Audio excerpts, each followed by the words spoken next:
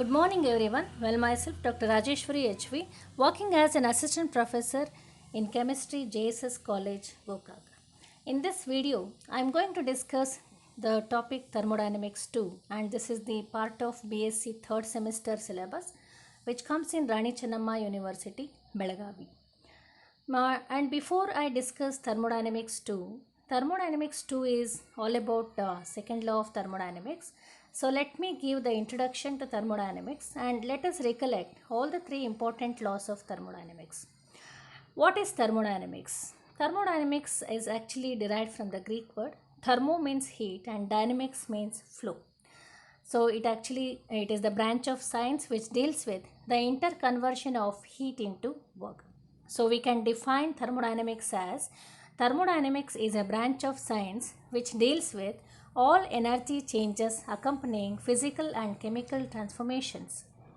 Thermodynamics basically depends on three important laws, the first, second and third law of thermodynamics.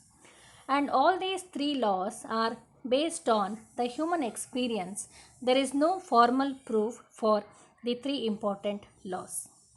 Now, before we understand the second law of thermodynamics, let me define all the three important laws once. And the first law of thermodynamics we have already learnt in previous classes. It is also known as law of conservation of energy. It is stated as energy can neither be created nor destroyed. It is only transformed from one form to another. Or we can also define thermodynamics, first law of thermodynamics like this. During the process, energy is conserved since energy, work, heat are interconvertible. Now the meaning of the word conserved is important here because according to first law, if you convert electrical energy into mechanical energy, this conversion is always 100%. There is no waste of energy in the form of heat. Now let us define the second law of thermodynamics. This is one of the way of defining second law of thermodynamics. In any engine, 100% efficiency is not possible. Some amount of energy is always wasted. And the last one, the third law of thermodynamics, is actually derived from the second law itself. That is, entropy of a perfectly crystalline state is zero at absolute 0 Kelvin. So remembering all the three important laws of thermodynamics is very important. Now the question arises is, what is the importance of thermodynamics and why we have to learn thermodynamics? Thermodynamics has many importance. The first one is many important generalizations, that is laws, are derived from the three important laws of thermodynamics. That is Van 't Hoff law of dilute solutions, Raoult's law of vapor pressure lowering, distribution law, law of chemical equilibrium, phase rule, law of thermochemistry. All these three laws are derived from the thermodynamics. Then second importance of thermodynamics is thermodynamics helps to predict the feasibility or spontaneity of the process. Now what is the meaning of feasibility or spontaneity? Spontaneity or feasibility means the process that occurs on its own is known as feasible reaction or spontaneous reaction. For example, evaporation of water, burning of magnesium wire and flow of water downhill, all naturally occurring processes are spontaneous in nature. They occur on its own. So this spontaneity can be predicted using the thermodynamics. That means thermodynamics helps us whether any reaction is spontaneous or not. The third importance of thermodynamics is thermodynamics also predicts or determines the extent to which a process, including a chemical reaction, proceed before the attainment of equilibrium. That means we can predict with the help of thermodynamics, we can predict the yield of the product. If any chemical or physical process is going on, using thermodynamic parameters, we can find out. So we can find out the yield of the product. That is the third important application. So with this, let us understand the limitations of thermodynamics. Thermodynamics basically has two important limitations. The first one is it applies to matter in bulk, not to the individual atoms or the molecules. So that is the first limitation of thermodynamics. We cannot deal any individual atoms or molecules using the thermodynamics laws.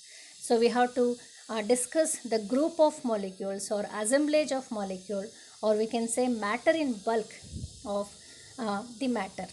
So then second limitation of thermodynamics is it does not tell anything about the rate at which a given process proceeds. So that means, say for example, so we have four kinds of reactions here. The first one is the acid hydrolysis of ethyl acetate to give acetic acid and ethanol, and second one is decomposition of hydrogen peroxide to give hydrogen and oxygen are moderate reactions and they occur in room temperature, whereas rusting of iron is very slow reaction. Then the ionic reaction between AgCl and potassium nitrate to give AgNO3 and KCl is a very fast reaction. So we have a different types of reactions here. But thermodynamics will not help us to define what is the rate. A rate means speed at which these reactions occurs. It will only say whether any reaction occurs or not. It will not tell anything about the speed of the reaction, whether it is slow, whether it is fast, whether it is moderate reaction. So that is a drawback of thermodynamics.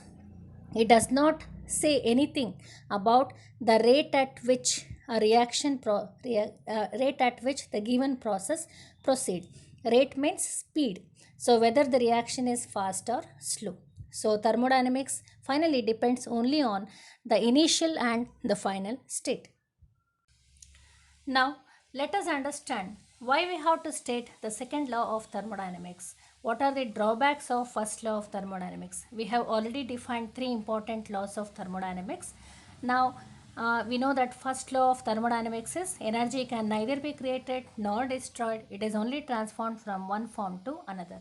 Now, limitations of first law of thermodynamics and need for the second law of thermodynamics. What are the drawbacks of the first law of thermodynamics?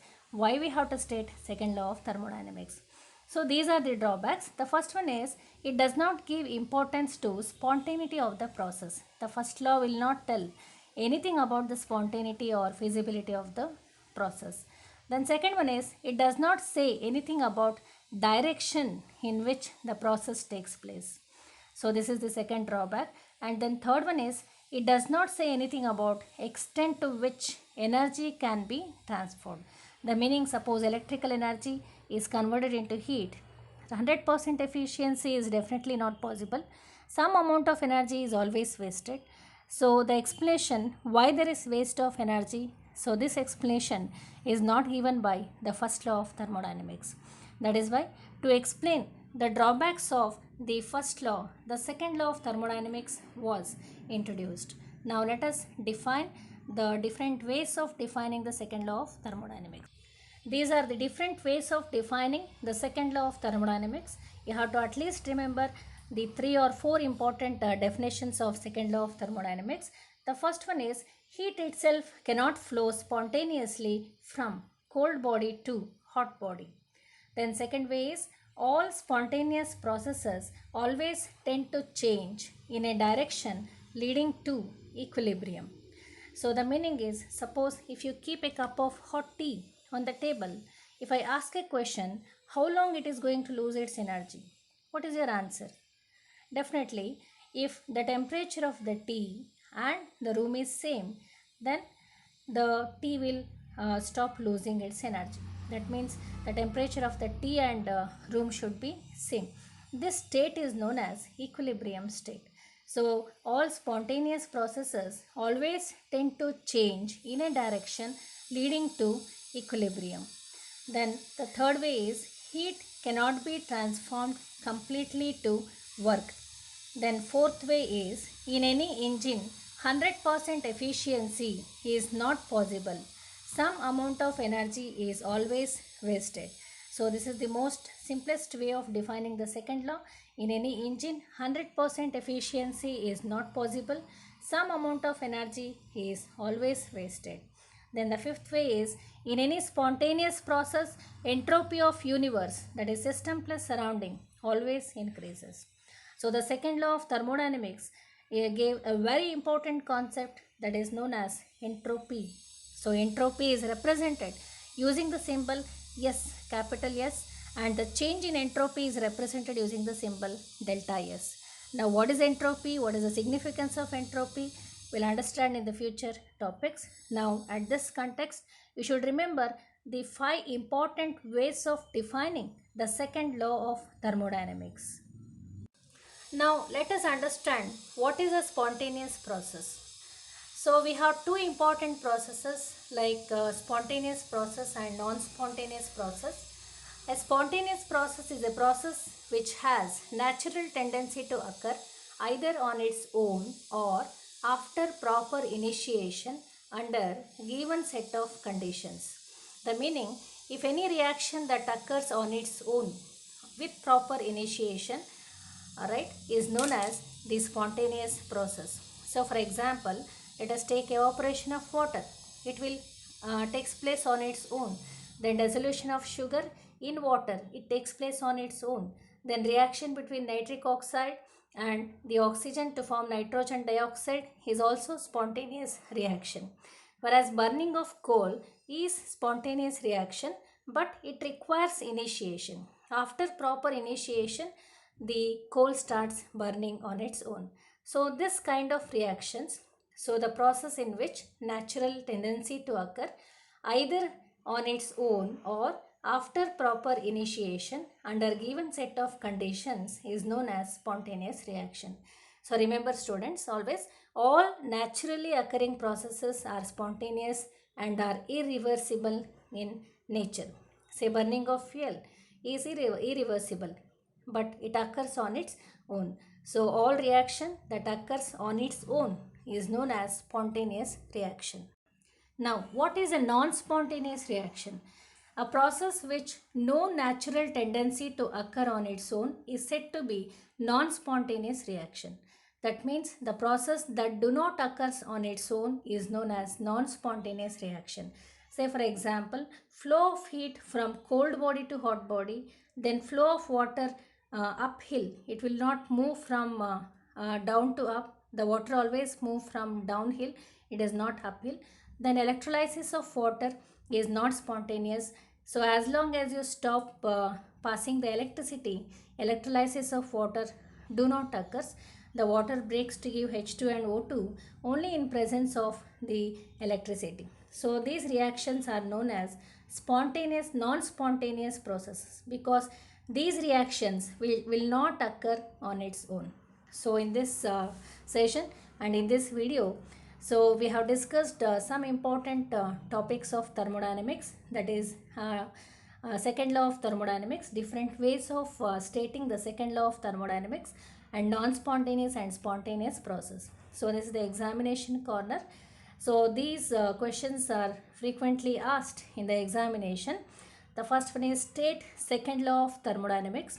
At least you have to remember 2 or 3 ways of defining the second law of thermodynamics. Then define spontaneous process with an example, a 2 marks question. Define non-spontaneous process with an example.